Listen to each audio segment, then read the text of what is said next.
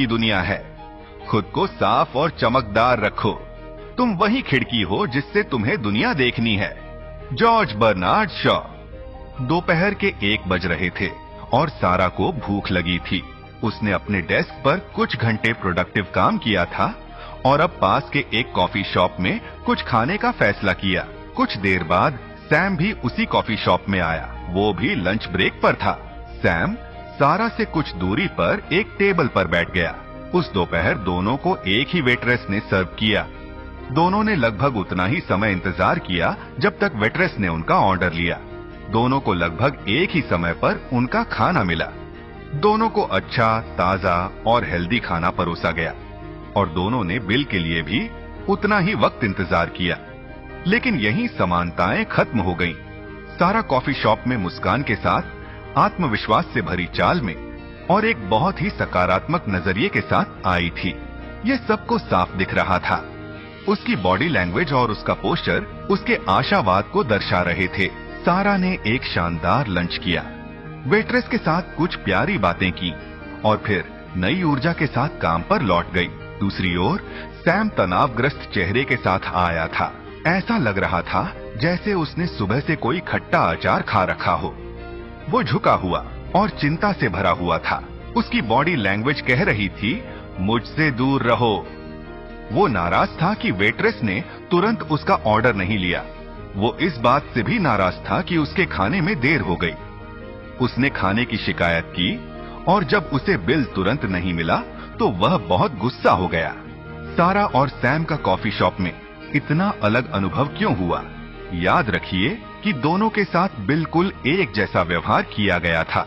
असल बात यह है, सारा दुनिया को एक सकारात्मक नजरिए से देखती है, जबकि सैम एक नकारात्मक नजरिए से। आइए समझते हैं नजरिए की परिभाषा। अपने नजरिए को एक ऐसे मानसिक फिल्टर के रूप में सोचिए जिसके माध्यम से आप दुनिया का अनुभव करते हैं। कुछ लोग दुनिया को आशावाद के फिल्टर से देखते हैं, जिनके लिए ग्लास आधा भरा हुआ है, जबकि कुछ लोग जीवन को निराशावाद के फिल्टर से देखते हैं, उनके लिए ग्लास आधा खाली है। मैं आपको सकारात्मक और नकारात्मक नजरिए के बीच अंतर समझाने के लिए कुछ उदाहरण देता हूँ। नकारात्मक नजरिए वाला व्यक्ति सोचता है, मैं नहीं कर सकता। सकारात्मक नजरिए वाला व्यक्ति सोचता है, मैं कर सकता हूँ। नकारात्मक नजरिए वाला व्यक्ति समस्याओं पर ध्यान देता है। सकारात्मक नजरिए वाला व्यक्ति समाधान पर ध्यान केंद्रित करता है। नकारात्मक नजरिए वाला व्यक्ति दूसरों में दोष ढूंढता है। सकारात्मक नजरिए वाला व्यक्ति दूसरों में अच्छाई देखता है। नकारात्मक नजरिए वाला व्यक्ति जो नहीं है उस पर ध्यान देता है। सकारात्मक नजरिए वाला व्यक्ति जो है उसके लिए आभारी होता है। नकारात्मक नजरिए वाला व्यक्ति सीमाओं को देखता है। सकारात्मक नजरिए वाला व्यक्ति संभावनाओं को देखता है। नजरिया एक छिपी हुई शक्ति है जो 24 घंटे अच्छे या बुरे के लिए काम करती रहती है। आइए कुछ पल लेते हैं और समझते हैं कि मैं क्यों कहता हूँ कि आपका नजरिया दुनिया को देखने की आपकी खिड़की है। हम सब जीवन में एक अच्छे नजरिए के साथ शुरुआत करते हैं, या कहूँ कि एक साफ मानसिक खिड़की के साथ। छोटे बच्चों को देखिए, वे हमेशा हंसते और मुस्कुराते रहते हैं। उनका स्वभाव सूरज की तरह चमकता है। वे नई चीजों की खोज करना पसंद करते हैं। एक बच्चे के नजरिए पर गौर कीजिए जो चलना सीख रहा है। जब वह ठोकर खाकर गिर जाता है तो वह क्या करता है? वो न तो मुंह फुलाता है और न कालीन को दोष देता है। वो अपनी माँ या पिता पर गलत दिशा निर्देश देने का आरोप नहीं लगाता। वो हार नहीं मानता। ओह नहीं, वो मुस्कुराता है, फिर से उठता है और एक और कोशिश करता है और एक और। वो हफ्तों हफ्तों तक सकारात्मक नजरिए के साथ प्रयास करता रहता है जब तक कि वो सफल नहीं हो जाता। उसकी खिड़की एकदम साफ होती है और उसे लगता है कि वो दुनिया जीत सकता है। लेकिन जैसा कि आप जानते हैं, जीवन हमारी खिड़कियों पर धूल जमा देता है और फिर ये होता है, हमारी खिड़कियां माता पिता और शिक्षकों की आलोचना से धुंधली हो जाती हैं। हमारी खिड़कियां साथियों के मजाक से मैली हो जाती हैं। हमारी खिड़कियां अस्वीकृति से धब्बेदार हो जाती हैं। हमारी खिड़कियां निराशाओं से धुंधली हो जाती हैं।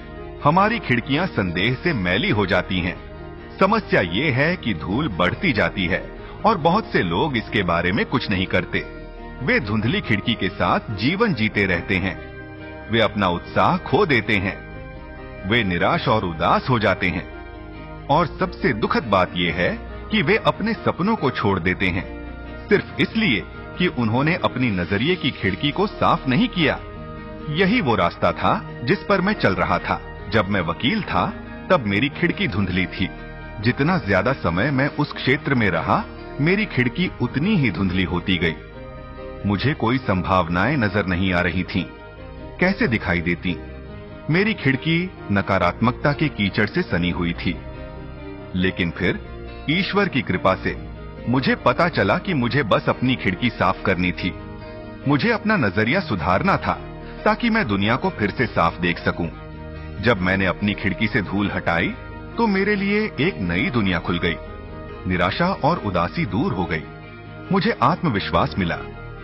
कई सालों के बाद पहली बार मैं उन शानदार संभावनाओं को देख सका जो जीवन ने मुझे दी थी, और मैं एक करियर ट्रांजिशन कर पाया और ऐसा काम कर पाया जिसे मैं पूरी तरह से प्यार करता हूं। जब आप वाकई में सोचते हैं तो मैं लोगों की खिड़कियां साफ करने में मदद करने के व्यवसाय में हूं, उन्हें बेहतर नजरिया देने में। क्या आप समझ रहे हैं कि मैं क्यों कहता हूं कि नजरिया आपकी दुनिया को देखने की खिड़की है? क्या आप समझ सकते हैं कि आपका नजरिया आपके जीवन की हर चीज को कैसे प्रभावित करता है? इससे भी महत्वपूर्ण, क्या आप उन क्षेत्रों को देखना शुरू कर रहे हैं जहां आपकी खिड़की को साफ करने की जरूरत है? अपनी खिड़की साफ रखना आपका काम है। बेशक मैं आपको थोड़ा प्रोत्साहन दे सकता हूं और दूसरे लोग भी आपको प्रोत्साहित कर सकते हैं, लेकिन अंत में कोई और आपके लिए ये नहीं कर सकता। देखिए, आपके पास हमेशा एक विकल्प होता है। आप अपनी खिड़की पर धूल छोड़ सकते हैं और जीवन को एक धुंधले शीशे से देख सकते हैं, लेकिन इस दृष्टिकोण के परिणाम होते हैं और वे बहुत सुंदर नहीं होते। आप जीवन में नकारात्मक और निराश रहेंगे। आप दुखी रहेंगे। आप अपनी क्षमता का केवल एक अंश ही हासिल कर पाएंगे। एक बेहतर रास्ता है जब आप अपना स्क्विजी निकालने और अपनी खिड़की साफ करने का चुनाव करते हैं तो जीवन अधिक उज्जवल और सुनहरा हो जाएगा। आप हमेशा परिस्थितियों को नियंत्रित नहीं कर सकते, लेकिन आप अपने विचारों को नियंत्रित कर सकते हैं। चार्ल्स पॉपलस्टोन, आपका एटीट्यूड ही सब कुछ है। इससे आप स्वस्थ और खुश रहेंगे। आप कुछ महत्वाकांक्षी लक्ष्य तय करेंगे और उन्हें हासिल करना शुरू कर देंगे। आपके सपने फिर से जीवंत हो जाएंगे। क्या आप अभी भी शक कर रहे हैं कि आप वाकई में अपना एटीट्यूड बदल सकते हैं? शायद आप सोच रहे हैं, जेफ, आपके लिए कहना आसान है। अगर आपको मेरी समस्याएं होती तो आपका एटीट्यूड भी इतना अच्छा नहीं होता। मान लीजिए कि आपके साथ कुछ बहुत भयानक चीजें हुई हैं। आपने बहुत कष्ट सहे होंगे। शायद आप अभी भी कुछ मुश्किल दौर से गुजर रहे हैं, लेकिन सबसे बुरी परिस्थितियों में भी मेरा मानना है कि आपके पास अपना एटीट्यूड चुनने की शक्ति है। मैं ये नहीं कह रहा कि ये आसान है, लेकिन सच्चाई ये है कि चुनाव आपका है। मुझे एक ऐसे व्यक्ति के बारे में बताने दीजिए जो एटीट्यूड के विषय पर बोलने के लिए पूरी तरह से योग्य है। उनका नाम डॉक्टर विक्टर फ्रैंकल है और वे धरती पर नरक से गुजरे और न केवल बच गए बल्कि लाखों लोगों को प्रेरित भी किया। आप देखिए, विक्टर फ्रैंकल ने नाजी डेथ कैंप्स में कैदी के रूप में सालों तक भयानक यातनाएं सही। इससे भी बुरी बात ये थी कि उनके पिता, माता, भाई और पत्नी शिविरों में मर गए या गैस कक्षों में मार दिए गए। हर दिन फ्रैंकल और अन्य कैदियों को भूख, ठंड और क्रूरता का सामना करना पड़ता था। क्या कोई व्यक्ति ऐसी स्थिति में अपने एटीट्यूड को नियंत्रित कर सकता है? डॉक्टर फ्रैंकल ने अपनी बेस्ट सेलिंग किताब मैन्स सर्च फॉर मीनिंग में एटीट्यूड के महत्व के बारे में क्या कहा, ये सुनिए। एक आदमी से सब कुछ छीना जा सकता है, लेकिन एक चीज नहीं, मानव स्वतंत्रता का अंतिम अंश, किसी भी परिस्थिति में अपना एटीट्यूड चुनने की, अपना रास्ता चुनने की आजादी। हालांकि नींद की कमी, अपर्याप्त भोजन और विभिन्न मानसिक तनावों जैसी स्थितियां ये सुझाव दे सकती हैं कि कैदियों को निश्चित तरीकों से प्रतिक्रिया करनी चाहिए, लेकिन अंतिम विश्लेषण में ये स्पष्ट हो जाता है कि कैदी किस तरह का व्यक्ति बना। ये एक आंतरिक निर्णय का परिणाम था, न कि केवल शिविर के प्रभावों का। जैसा कि विलियम शेक्सपियर ने कहा है, कुछ भी अच्छा या बुरा नहीं होता, बल्कि सोच इसे ऐसा बना देती है। अब अगर डॉक्टर फ्रैंकल और अन्य कैदियों के पास इतनी भयानक पीड़ा का सामना करते हुए भी अपने एटीट्यूड को चुनने की क्षमता थी, तो हम कौन होते हैं ये दावा करने वाले कि हम अपने एटीट्यूड को नियंत्रित नहीं कर सकते। जैसा कि ह्यू डाउन्स ने कहा है, एक खुश व्यक्ति वो नहीं है जो किसी खास परिस्थिति में होता है, बल्कि वो है जिसके पास कुछ खास एटीट्यूड होते हैं। ये एक शक्तिशाली कथन है और ये सच है। जब सब कुछ कह और कर लिया जाता है तो आप और केवल आप अपने एटीट्यूड को नियंत्रित करते हैं। ठीक है, मान लीजिए कि आप अपनी खिड़की साफ कर लेते हैं और एक सकारात्मक एटीट्यूड डेवलप कर लेते हैं। आप मुस्कुरा रहे हैं, आप घर पर बैठकर सकारात्मक विचार सोचते हैं। क्या ये अकेले आपको असाधारण सफलता और आपके प्रिय सपनों की वास्तविकता तक ले जाएगा? नहीं, ऐसा नहीं होगा, क्योंकि सफलता में सिर्फ एक अच्छा एटीट्यूड होने से ज्यादा कुछ और भी है। अपनी क्षमता को अधिकतम करने और अपने लक्ष्यों को प्राप्त करने के लिए आपको सफलता के कुछ समय परीक्षित सिद्धांतों को लागू करने की आवश्यकता है, जिन्होंने लाखों लोगों को असाधारण परिणाम प्राप्त करने में मदद की है, और वे आपके लिए भी वही करेंगे। आगे के सभी एपिसोड्स में मैं आपको इन सफलता के सिद्धांतों से कदम दर कदम परिचित कराऊंगा। आप अपने डर का सामना करने, अड़चनों को पार करने, प्रतिबद्धता की शक्ति का उपयोग करने और बहुत कुछ के बारे में सीखेंगे। आपको वो जानकारी और प्रेरणा मिलेगी जो आपको हमेशा से सपने देखी गई जिंदगी जीना शुरू करने के लिए चाहिए।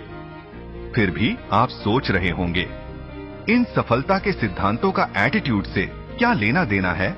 एक शब्द में, सब कुछ। इसीलिए मैं कहता हूं कि एटीट्यूड ही सब कुछ है। एक पॉजिटिव एटीट्यूड के बिना आप अन्य सिद्धांतों को सक्रिय नहीं कर सकते। जीवन में आपकी सफलता आपके एटीट्यूड से शुरू होती है और उसी पर समाप्त होती है।